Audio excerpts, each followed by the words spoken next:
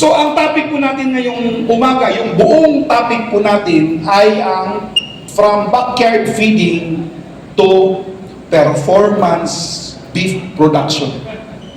Ito po ay sistema para ma-predict po natin ang kita. Okay po sa inyo yon? Sino na po may baka ngayon? Ang dami. Sino pong pumunta rito para makapag-aral muna? Congratulations. Hindi na po kayo magbabayad ng malaking tuition. Kasi napakarami po yung mga nauna sa atin. Napakarami po ng mga nauna sa atin na nagbayad po ng napakamahal na tuition kasi akala po nila basta nakabili ng baka at nakikita po nila sa Facebook kung saan-saan, naturukan lang po ng gamot ay tataba na po yung baka nila. In 100 days later, na-realize nila hindi po tumubo.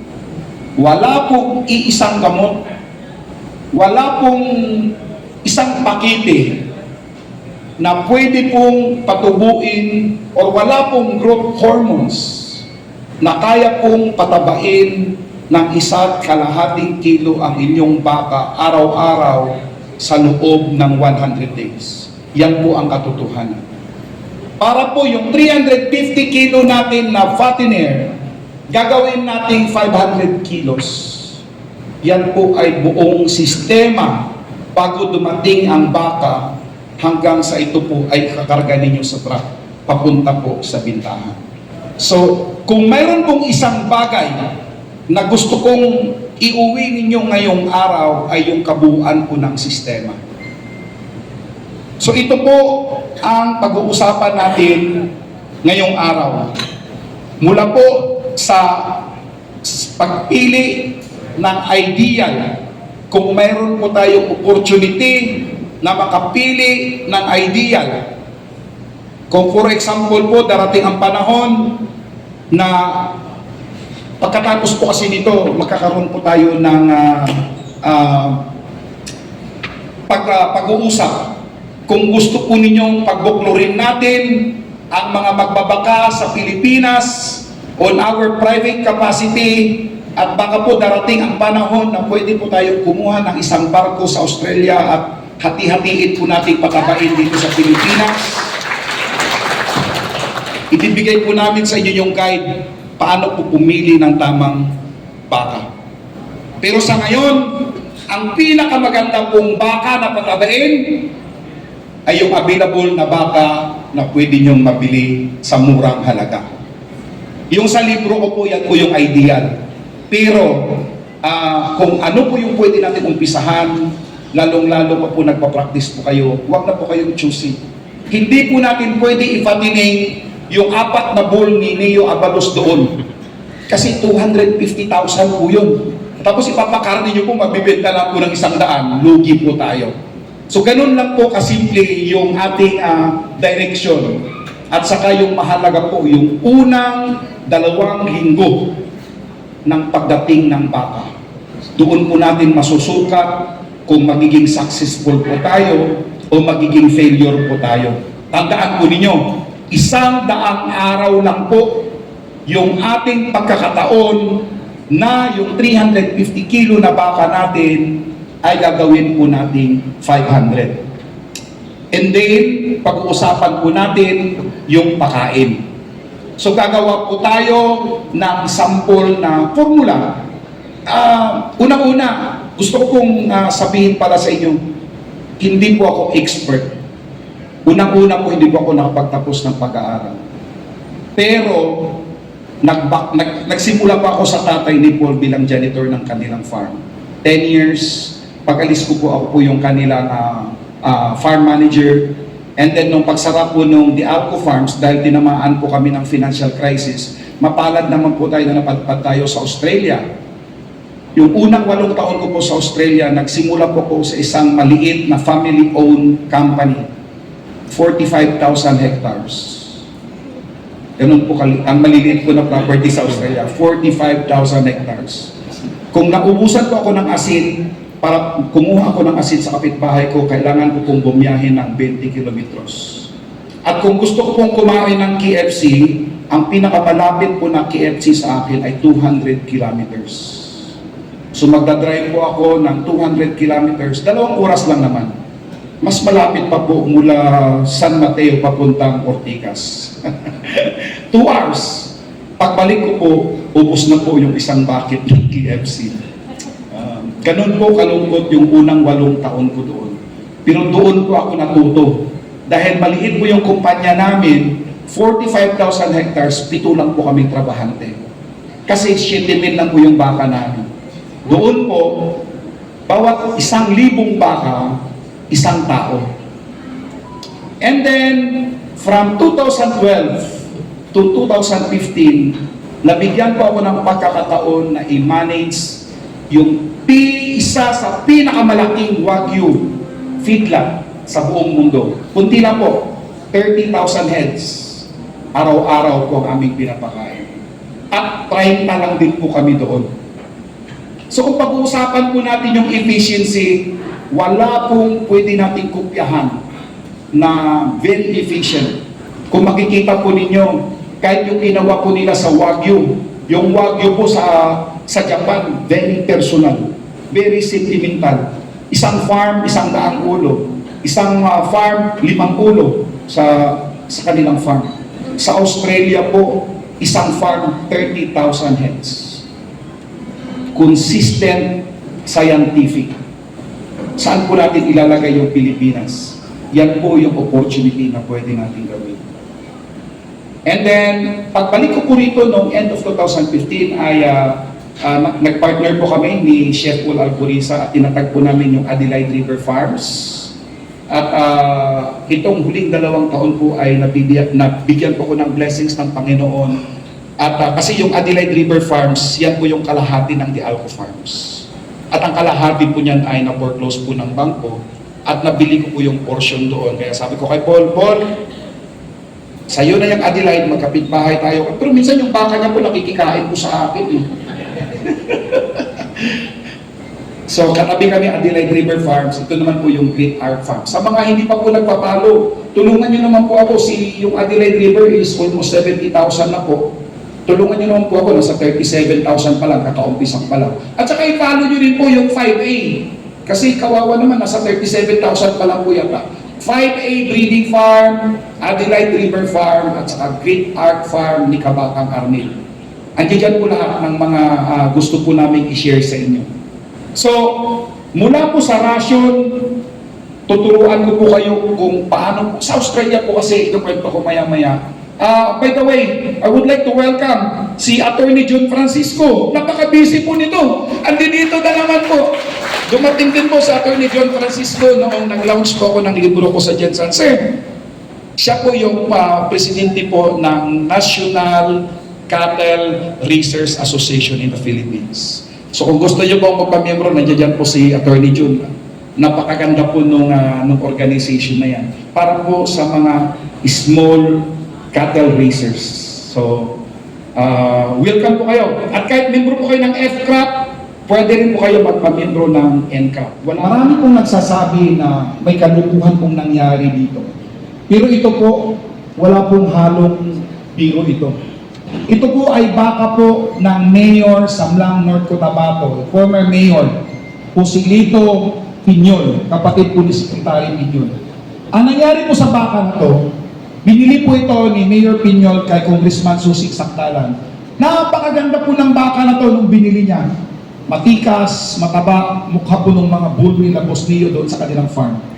Kanya lang po, for some reason, naiwanan po sa isang tao na nawala po yung kanyang interest sa pag-aalaga ng baka at bumagsak po yung katawan niyan. Naging ganyan po.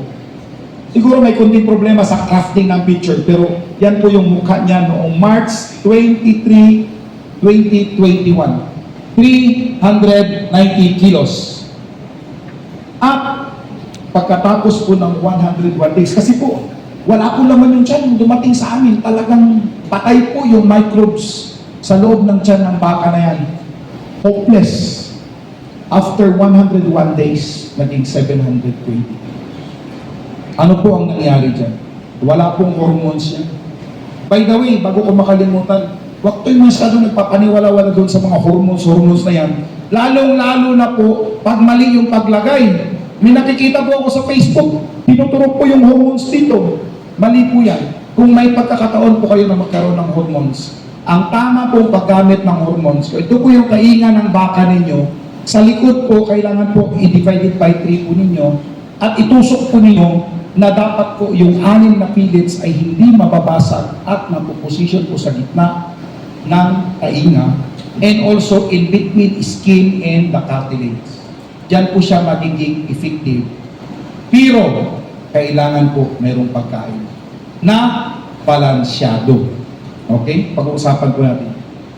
Again, dito po, wala pong ibang nangyari po dito kundi tamang sistema. Disiplina, oras, at consistency. Bakit po maraming baka ang tumubo ng mabagal o mabagal ang tubo? Ayan po. Unang-una, mali po yung nabili po nating baka. Mahina po yung adaptation on arrival, kaya pag-usapan po natin. Mahina po yung intake. Ito po ang malaking problema po natin. Minsan kahit yung intake po, pag hindi balansyado, useless din po eh. Kaya napapansin niyo, ang maraming baka na nagdadaanan po natin, mukhang busog. Busog, malalaki tiyan. Pero pag tingnan niyo po yung puwet, ang ninipis. Yun po yung sinasabi po natin na busog, pero hindi malusog. Okay? Ito po yung mahalaga, mahina po, mababa po yung protein, at saka low energy po yung feeding. At minsan nga po, hindi maayos yung grouping, yung tubig po. Sino po ang may baka nga ulit? Sino po sa inyo ang mayroong, be honest nasisigurado nyo na 24 hours, kung gusto uminom ng baka ninyo, ay mayroong tubig sa inyong inuman? Meron kayong float system, sir? Float? Stopper? Solar? Pero doon po sa loob po ng inyong painuman, sir, ano po ang ginagamit nyo pang puno? Hose? Ha? Basin. Pero ano po yung nagko-control? Pag naubos po yung tubig, sino naglalagay? Continuous. Meron po siyang float system, parang CR. Yun po yung importante. Kasi kung iasa nyo po yung inyong painuman sa baka, kung iasa po ninyo sa inyong tao, sisiguraduhin ko po sa inyo, sa loob ng 1 linggo, mayroon po 1 o 2 beses dyan, na pagdating ng tao ninyo wala na pong laman, kaya niya po dinagdagan. At pagdating po niya na wala pong laman, hindi po natin alam kung 3 minutes po ba na wala ng laman yan o 3 hours. Kasi wala pong float system. Papakita namin sa inyo mamaya kung ano po yung ginagamit po naming sukat na yung bakahan po namin sa South Cotabato, dinisign po yan ng parents ng Papa ni Paul. 1994, hanggang ngayon gumagana. Papakita po namin sa inyo, wala din po atip.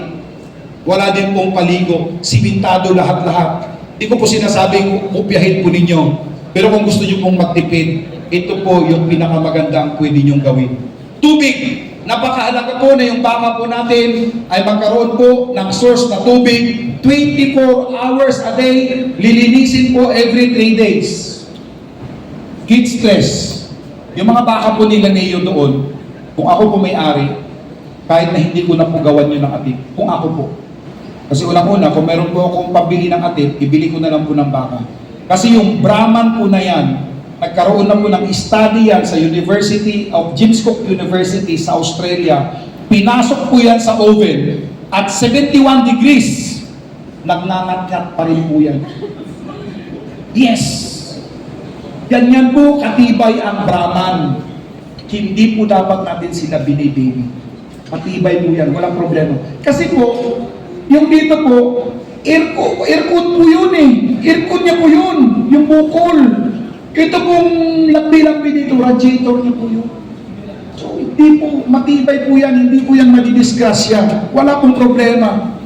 Ang daming tatanong, Siya palagi nga isa dito. pwede ba magpatining ako na walang pabahay? Ang lagi ko pong sinasagot, may nakita ba kayong baka na pinanganak na mayroong bahay? Wala. Eh bakit natin gagawa ng bahay? Yan po yung aking katwiran. Kasi since 1994, yung bakahan po namin sa South Cotabato, ang may atip lang po doon kainan, wala po kaming namatay na baka sa ulan o sa init. Wala po. So nasa sa inyo po yan. Kung sa tingin nyo ay makakatulog kayo sa gabi dahil meron pong atip yung bahayan ng inyong baka, go for it. Budgetan nyo po, lalong-lalo kung contractor po kayo, may extra po tayong malito. Wala pong problema yan. Gawin nyo pong gymnasium, wala pong problema. Basta bantayan nyo lang po na huwag pong dumikit yung baho ng baka sa inyong skin. Dahil pag dumikit na po yung amoy ng ammonia sa inyong skin, ibig sabihin po ay minuto, sinisigot po ng inyong baka yung ammonia na yun. Yun po yung rason kung bakit wala po kaming atip.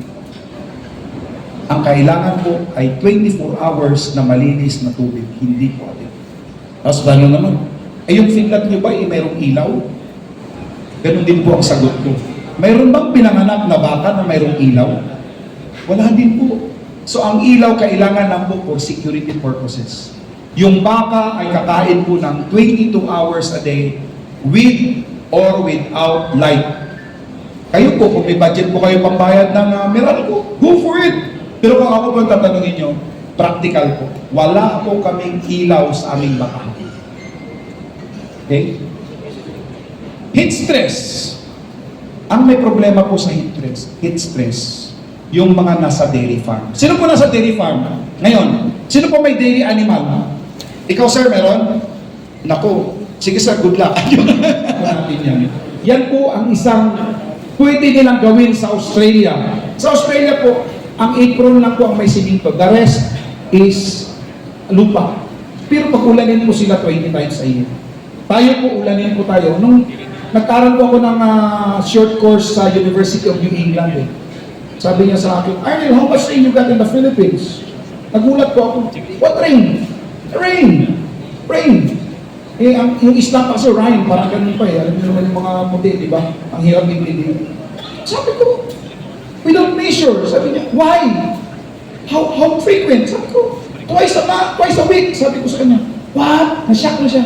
Yeah, sabi ko, the first one is 4 days, the second one is 3. Nagulat siya, pitong araw sa Pilipinas umulan. Totoo naman, di ba? Pero sa totoo lang po, nakakatawa. Pero tignan nyo ngayong June, 4 na linggo hindi uulan, iiyak na po tayo drought. Sana po yung tubig natin ng rainy season, hindi po natin inipon. Sa Australia po, pag umuulan, bago po umulan, nililinis na po namin yung aming generator. Pag ulan po doon sa upstream, pag umabot po ng 2 meters yung aming ulan sa ilaw, pupumbahin na po namin, ihigupin po namin yung tubig. I-impact na po namin sa loob ng property. Ganun po katindi ang efficiency sa Australia dahil kulang po sila sa tubig. Sa Pilipinas po, pag ulan ngayon, bukas na sa Manila Bay na goodbye. Ngayong June, magkakaroon po ng El Nino. July, iyak na po tayo lahat kasi wala na po tayong tubig. Kasi wala po tayong ginagawang intervention. And of course, inconsistent routine. Yan po yung ating sistema. Okay. Again, ang pagtubo po ng baka ay resulta po ng sistema. Sistema. Mula po sa tamang seleksyon, mula po sa intake. Kasi po kahit gaano po masarap yung pagkain natin, kahit gaano po karami yung pagkain natin, kung hindi po pumapasok sa loob ng tiyan ng baka na bilang balansyadong rasyon, hindi po natin ma-achieve ang magandang resulta. At sa ka-observation, kasama din po dyan, consistency. Lagi ko pong sasabihin yan for the rest of the day. Consistency, consistency, consistency. Records at saka disiplina. So ito po yung tatlong sinasabi ni Boss Neo kanina pag-tour po natin. Ito po yung tatlo. Kung hindi po kayo confident, pwede po kayo pumili ng inyong gustong gawin dyan. Ang una po dyan is breeding operations. Breeding operations. Wala po kayong gagawin katulad lang po ng 5A. Mag-EI po kayo, magpa-sweeper po kayo, pagpanganak po ng kuya ninyo, ibibenta po ninyo as breeder. Pagdating po ng sa fattening po, pagdating po ng 150 kilos yan upon weaning between 7 months, iba-background po yan ng around 11 months. Yung 150 kilos po ninyo na winner na kuya, pagiging 350 kilos po dyan. Iba rin po ang feeding system dyan. Ang feeding system po dyan ay dapat po wag nyo pong patabain ang inyong baka sa loob po ng 11 months. Ang gusto nyo pong i-develop niya ay pahabain po niya yung kanyang buto. So pwede po na mas marami po yung roughage para po humahaba lang po yung kanyang buto at hindi po siya tataba. So 1 to 7 months, cow-calf operations, winning 7 months to 18 months. 150 to 350 kilos backgrounding, and then from 350 kilos to 500 kilos, 100 days, 1.5 kilo a day. Bakit? Lamang na po tayo kasi na-develop na po natin yung frame. So yan po ang buong pag-uusapan po natin ngayon, na kung paano po natin mapaabot yung 350 kilos papunta po sa 500 kilos sa loob po ng 100 days. So, 8:50 na. Doc, sana si Doc. Ready ka na sa presentation mo, Doc? Okay. So, ihinto ko muna dyan at itutuloy po natin pagkatapos po ng presentation po ni Doc Rolly Encarnacion. Napaka-importante po nito. Napakaganda po nitong presentation ni Doc Rolly kasi masasagot po yung problema po ninyo sa vaccination, sa wound management, sa biosecurity. Lahat po yan ay papaliwanag po ni Doc Rolly. So, dyan muna yung mga tanong nyo, mamaya natin pag-uusapan. That is the first two part of my lecture this morning. And hopefully po, okay na po ba sa inyo? Hindi po ba bitin? Bitin. Sige, babalik po tayo mamaya. Ngayon po ay welcome po natin si Doc Rolly. Doc Rolly, nandito